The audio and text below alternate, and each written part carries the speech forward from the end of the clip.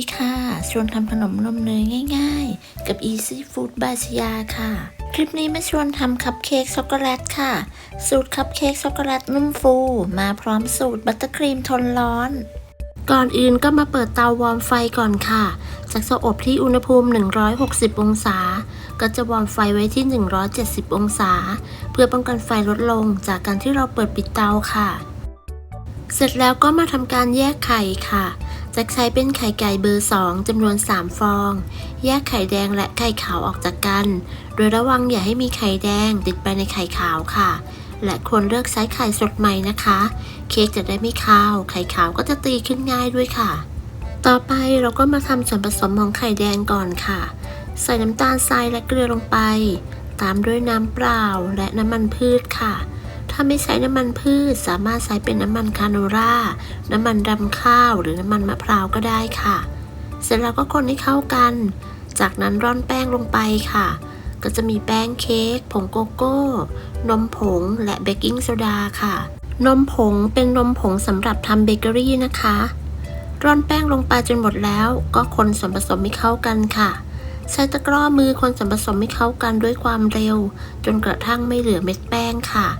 จากนั้นเราก็จะพักส่วนนี้ไว้ก่อนค่ะต่อไปเรามาตีไข่ขาวค่ะ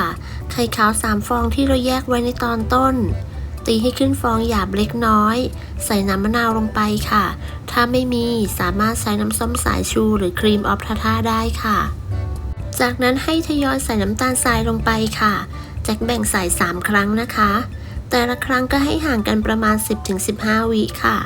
จนกระทั่งน้ำตาลทรายหมดเมื่อน้ำตาลทรายหมดแล้วเราก็ตีไข่ขาวต่อจนกระทั่งใส่ขาวมีลักษณะเป็นสีขาวนวลเป็นริบบอนตั้งยอดอ่อนปานกลางไปงองุ้ม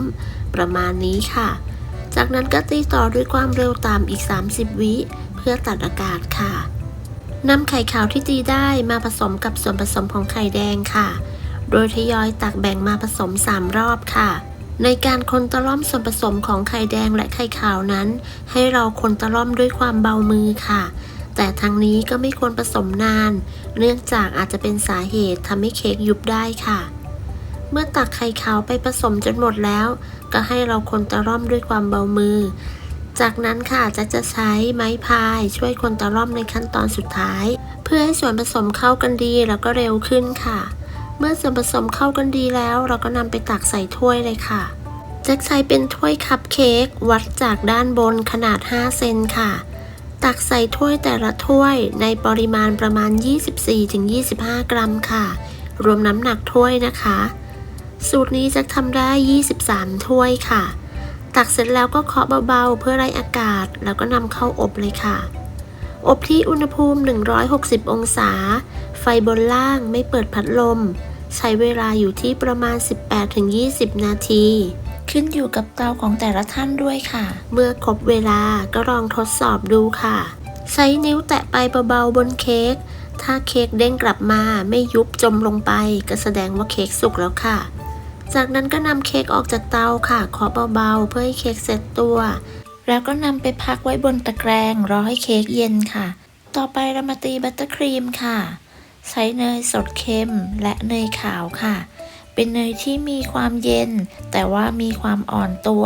ไม่แข็งโป๊กนะคะเปิดสปีดไล่จากความเร็วต่ำไปจนถึงความเร็วสูงตีเนยและเนยขาวให้เข้ากันจนขึ้นฟูเมื่อเนยขึ้นฟูดีแล้วก็หยุดเครื่องแล้วก็ปาดโถค่ะลักษณะเนยที่ขึ้นฟูดีแล้วเขาจะมีความเบาและมีสีอ่อนลงต่อไปเราจะใส่นมข้นหวานค่ะให้เราเปิดสปีดความเร็วปานกลางทยอยใส่นมข้นหวานลงไปจนหมดจากนั้นใส่กลิ่นวานิลลาลงไปค่ะแล้วก็ตีต่อให้เข้ากันประมาณ1นาทีค่ะเมื่อครบเวลาก็หยุดเครื่องแล้วก็ปาดโถค่ะ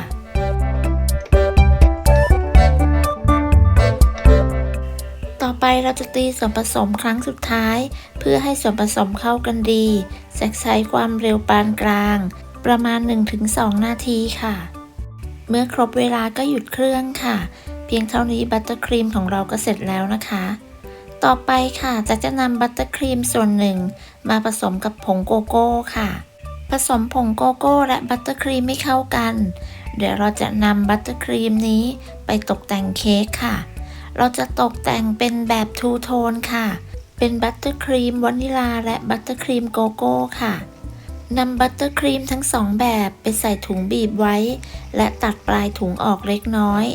จากนั้นนำไปใส่ถุงบีบที่ใส่หัวบีบไว้ค่ะ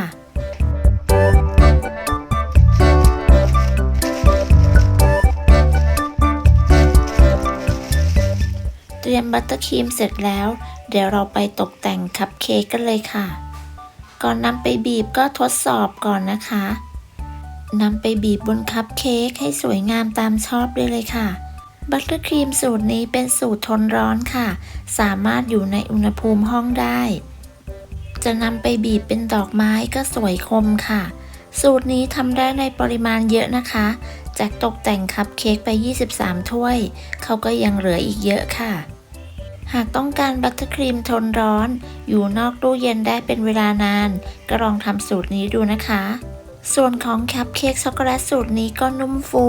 หอมอร่อยรสชาติไม่หวานมากถ้านำไปใส่พิมพ์เค้กปอนด์ก็ได้ประมาณ2ปอนด์ค่ะ